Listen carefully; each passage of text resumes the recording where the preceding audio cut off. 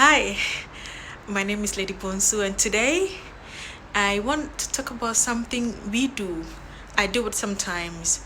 It's something we don't consider bad.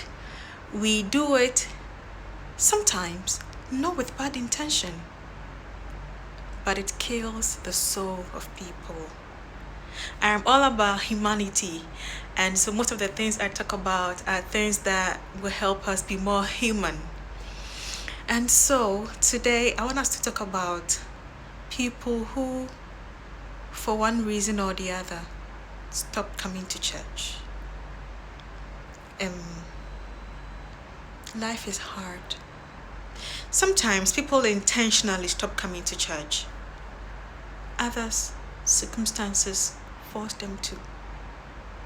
I know you may be saying that, well, everyone has an issue one way or the other, but here am I coming to church. Why are you stopping church? Why do you want to stay home?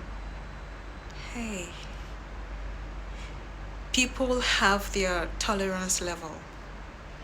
We all have what we can tolerate, and to the extent we can tolerate it too.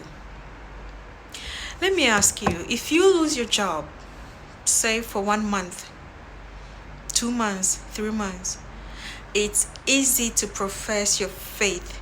It's easy to pray more. It's easy to, have more hope. It's easy to have more faith.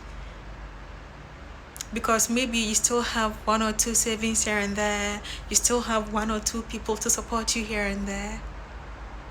But how many people will support you for 2 years, for 3 years, for 4 years to wait for you to get a job? How many people will do that? I'm not even sure the church will continuously feed you and pay your rent and take care of you for 2 years, for 3 years. No. In your church, you might have come across someone very prayerful, very committed, very dedicated, whose fire started going down. It's easy to judge them. It's easy to say, no, don't stay home, come to church.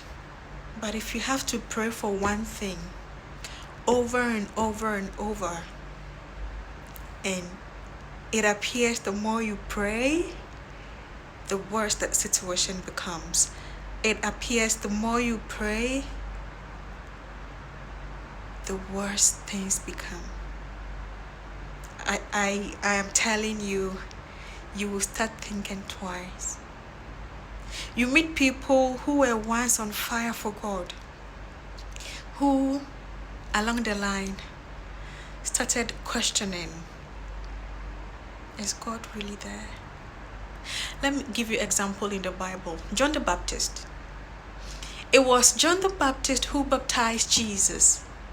It was John the Baptist who came to prepare the way for Jesus. He introduced him to the whole world. Behold the Lamb that taketh away the sins of the world. It was John the Baptist. Along the line, John the Baptist sent people to go ask Jesus, is he the one we are waiting for? Or we should expect someone else? Wow. Wow. Our own Savior said, Father, if possible, let this cup pass over me. See, it's easy to continue to be on fire when you're married for 6 months and there's no child. If you're married for a year and there's no child, even 2 years and there's no child, it's still kind of not too much of a problem to still be on fire for God. But if you have been married for 7 years without a child, you have tried all the acrobatics, all the IVF, and all the technology you can think of. You go to the hospital, doctor says there's nothing wrong with you or your husband. You do all that you can, and there's still no sign of even pregnancy, not to talk of miscarriage. I tell you, it's hard. When you meet such people, pray with them and pray for them. Don't judge them. Please, When you meet people that have graduated from school and everyone is working, they are home. They apply for jobs like 100 jobs a day.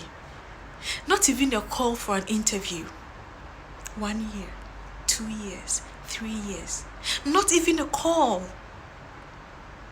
Day in, day out, they hold their phones, waiting to hear someone call them, said, hey, you applied for this job, come for an interview. People see them to be useless. Your friends who are working may support you a month or two. They may give you 100 cedis, 200 cedis. But how many of them can continue to give you 200 cedis for a year?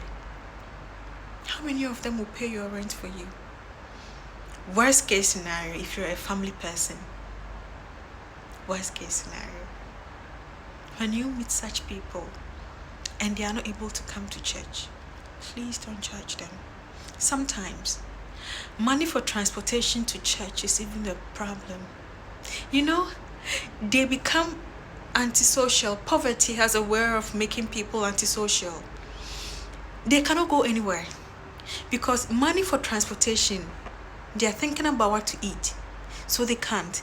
You invite them for a wedding, there's an excuse. You invite them for a funeral, there's an excuse. Anywhere you invite them, they give you one excuse or the other. It's not their fault. It's not easy. Life is not easy. Please, when you meet them and you don't have anything to support them, you have your prayers. Meet together, visit them, pray with them, pray for them, encourage them. Because for a prayerful person, somebody who loves the work of God, to be away from church, to close their Bible, you should know that they have hit rock bottom so deep that it takes the grace and the mercies of God to bring them out. When you know such a person, please don't gossip about them. Don't spread their news. You know someone going through painful divorce, have mercy on them too. As you listen to this, know that no condition is permanent. Someday, everything will be okay. Bye-bye.